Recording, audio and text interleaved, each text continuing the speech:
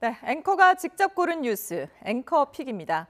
오늘은 우리 아이들과 관련된 뉴스들로 모아봤는데요. 먼저 조선일보 보시죠.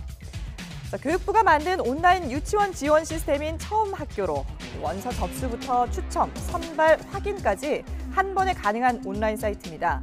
사립유치원 비리 문제가 터지자 정부가 처음 학교로에 참여하지 않는 사립유치원은 재정 지원을 끊겠다며 강하게 나갔죠.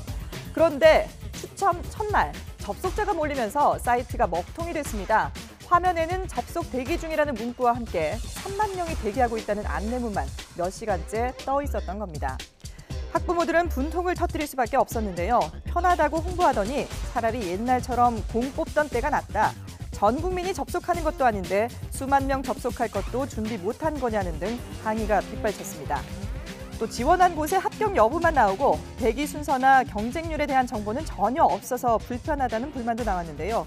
교육부 관계자는 정부가 시스템을 제대로 갖췄는지는 점검하지 않고 사립유치원에 참여만 신경 쓰다가 벌어진 일이라고 지적했습니다. 그런가 하면은 한국유치원총연합회 한유총은 유치원 3법을 막기 위해 자유한국당 의원에게 쪼개기 후원을 시도한 것으로 확인됐다고 한겨레 신문이 보도했습니다. 유치원법 심사 직전인 지난달 말 한유총이 영남 지역 분회 원장들에게 자유한국당 이모 의원 후원 계좌로 20만 원에서 100만 원씩 후원금을 내도록 요구했다는 겁니다. 한유총이 유치원 규모에 따라 후원금 액수까지 구체적으로 책정해 통보했다고 하는데요. 실제 후원이 이루어져서 한유총 상부로 기부자 명단이 전달된 것으로 안다는 한 유치원 원장의 증언도 나왔습니다. 하지만 해당 의원실에서는 최근 후원이 늘긴 했지만 한유총 측의 연락을 받진 않았다고 해명했습니다. 태어난 지 15개월 된 여아를 학대해서 숨지게 한 30대 위탁모가 피해 아동에게 열흘 동안 음식을 제대로 주지 않았고 또 수시로 폭행한 것으로 드러나서 공분을 샀었죠. 그런데 이번 일이 처음이 아니었습니다.